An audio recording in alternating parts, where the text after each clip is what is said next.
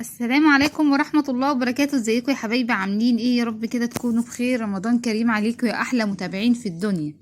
ده طبعا يا حبايبي كان فطار النهاردة زي ما انتوا شايفين يا احلى متابعين. لايك بقى وشير واشتراك في القناة اللي لسه ما اشتركش، ويفعل الجرس على كلمة الكل عشان اي حاجة بننزلها يوصلكم اشعار بيها يا احلى متابعين في الدنيا. يلا بينا كده. اول حاجة كده عندنا حلة على النار سخناها جامد، نزلنا كده بالفراخ زي ما انتوا شايفين كده حبايبي. لازم كده تكون الحلة سخنة. ونزلت كده ببصلايه وطماطمايه، وهننزل بالتوابل بتاعتنا. هننزل بقى بورق لورا وحبهان ومستكة وملح والفلفل زي ما انتوا شايفين كده يا احلى متابعين في الدنيا. فطار مفيهوش اي حاجه، مفيهوش تفاصيل كتير، مفيهوش توابل كتير. زي ما انتوا شايفين كده بضيف التوابل. وطبعا عشان بنشوح الفراخ حاطه كده ايه حله ميه سخنه او شويه ميه سخنه كده يغلوا معايا، عشان طبعا اضيف الميه السخنه على الفراخ وتغلي بسرعه معايا يا حبايبي. هنا هو بضيف الحبهان والمستكه كده زي ما انتوا شايفين.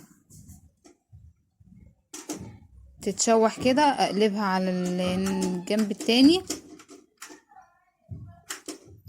وضفت الملح.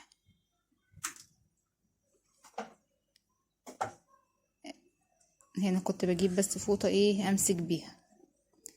شايفين اهي. بقلبها كده زي ما انتوا شايفين يا حبايبي،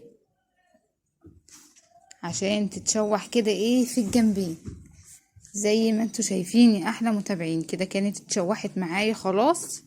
هنزل بقى كده ايه بالميه السخنه، هتلاقيها بقى تغلي بسرعه. فطار ما بياخدش يعني ايه مفيهوش تفاصيل كتير وما بياخدش حاجات كتير زي ما انتوا شايفين كده حبايبي. هجيبها بقى كده ايه على عين البوتاجاز من جوه، ونعمل بقى كده صينية البطاطس. هدي بس كده النار شوية. وجبت كده الصينية اللي هعمل فيها هي بطاطساية واحدة بس، بطاطساية كده كبيرة مقطعاها، معاها فصين توم، معاها كده بصلاية زي ما انتوا شايفين. ضربت لها كده طماطميتين،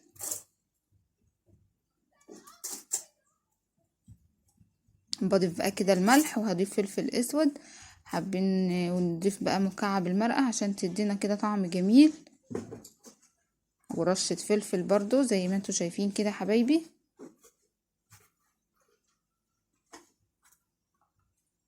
الله على الجمال. صينية البطاطس الجميلة بتاعت امهاتنا بشوية بهارات. كنت بضرب بقى الطماطم، وهاخد بقى كده ايه ادعك التوابل او الملح والفلفل والمرقة في البطاطس. هي بطاطسية واحدة كبيرة كده زي ما انتوا شايفين، ومقطعاها حابين ان انتوا تقطعوها مكعبات زي ما انتوا عايزين يا احلى متابعين.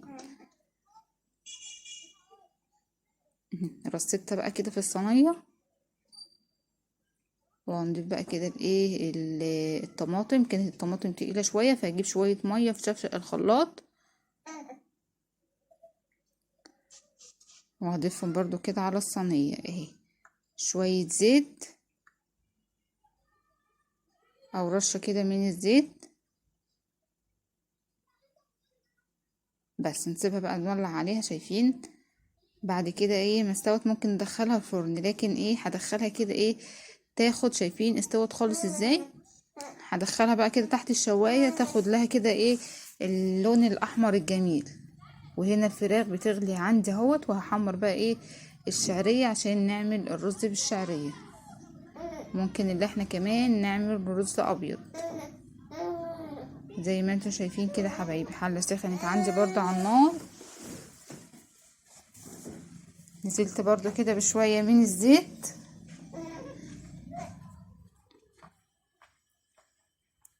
وادي الشعرية ننزل بالكمية اللي احنا عايزينها. طبعا كان متبقي كمان عندي كده شوية رز، فهضيف شوية رز صغيرين برضو،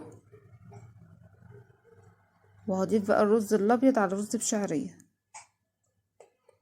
بقلب كده الشعرية عشان كلها تاخد ايه لون واحد. زي ما انتوا شايفين يا احلى متابعين. لايك بقى يا حبايبي وشير. هنا بقى اهوت الشعرية احمرت معايا، وغسلت الرز شايفين ميته بيضة ازاي اهو. نزلت بيه بالمية، هتاخد برضو كمان شوية مية صغيرين. هقلبها طبعا كده، وهنزل بالملح. نظبط كده ملحنا، ننزل اي شعرية كده ايه في الحلة كده من الجناب.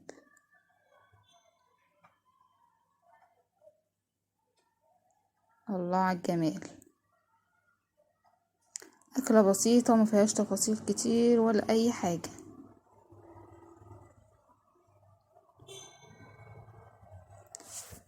أو أكلة سريعة كمان. يعني مثلا عندك عزومة مش عايزة بقى تعملي حاجات كتيرة ولا أي حاجة، ممكن إن احنا نعمل شوية رز بشعرية، شوية مكرونة جنب الشوربة. طبعا هنا طبعا كنت بوريكم شوية الرز اللي باقيين.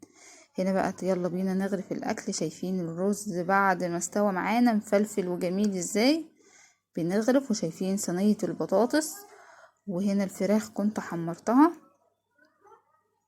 الله على الجمال. بنغرف الرز اهوت يا حبايبي. طبعا لما بندي صينية البطاطس كده تاخد اللون الاحمر الجميل ده طبعا في الفرن، طعمها بيفرق خالص وبتدينا طعم جميل طبعا، وبتتاكل كده. ونحاول كده بقى ما نكترش.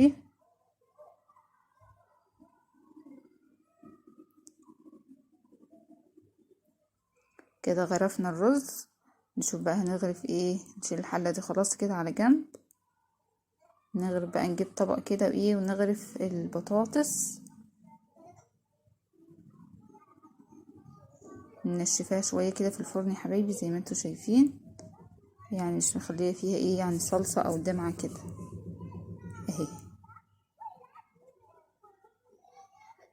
بصوا الجمال. عايزه اقول لكم البطاطس دي طبعا بطاطس تحمير، فعملت بيها صينيه عشان بيبقى فيه بطاطس التحمير وبطاطس الطبيخ. دي بطاطس تحمير عملت بيها ما خدتش غلوه على النار، ولقيتها استوت بسرعه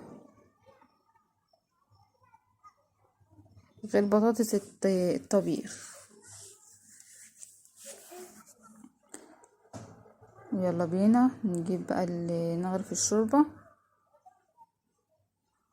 ونحط بقى البصلايه.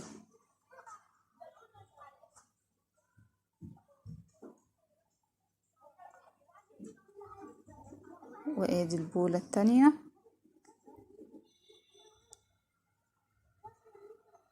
طبعا كان بيطلع ورق اللورة معايا، فكنت ايه شايفين. وكده بقى يا حبايبي يكون فطار النهاردة جاهز معانا زي ما انتوا شايفين.